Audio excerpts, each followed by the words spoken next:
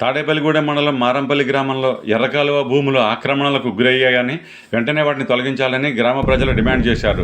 గ్రామ రైతులు బుధవారం మీడియాతో మాట్లాడుతూ భూములను ఆక్రమించడమే కాకుండా ఎర్రకాలువ గట్టును సైతం తవ్వేస్తున్నప్పటికీ రెవెన్యూ నీటిపారుదల శాఖ అధికారులు పట్టించుకోవడం పట్ల ఆగ్రహం వ్యక్తం చేశారు. ఎర్రకాలువ గట్టుపై పెరిగిన చెట్లను కూడా తగలబెట్టేస్తూ పర్యావరణానికి హాని కలిగిస్తున్నారని ఆరోపించారు.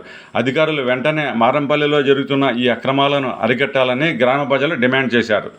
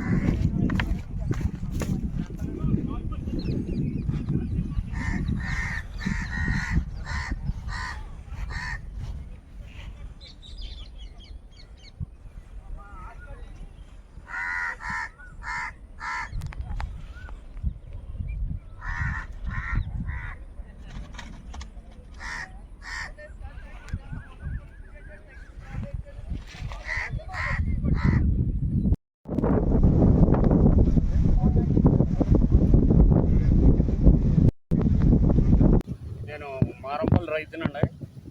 సారికి సత్యనారాయణ నా పేరు. ఇలాగ పొద్దున్న మా పొలం వచ్చేటప్పటికంటే జేసీబీ మూలన పనిచేస్తుందండి ఎరగలో.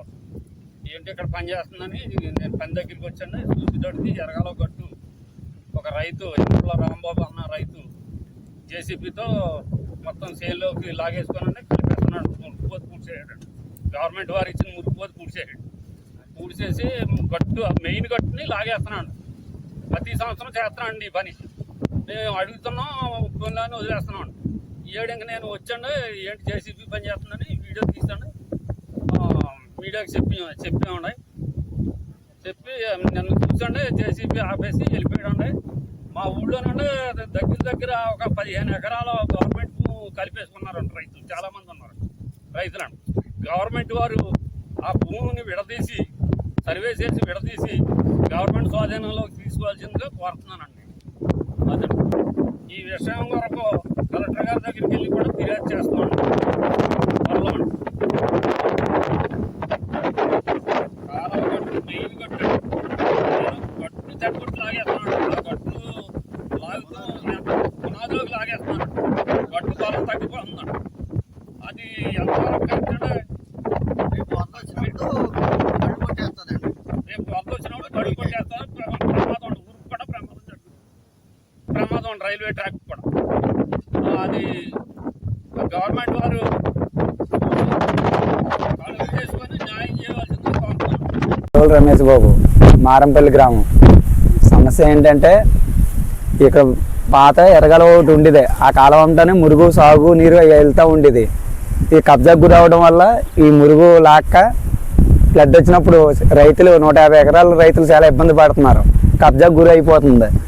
ఈ కబ్జాకు గురి అనేది కాపాడాలని గవర్నమెంట్ని కోరుకుంటూ మేము దీన్ని కబ్జాకు గురి అవ్వకుండా కాపాడుకోవాల్సింది బాధ్యత రైతుల మీద ఉంది కాబట్టి దీన్ని తెలియపరుస్తున్నాం గవర్నమెంట్కి.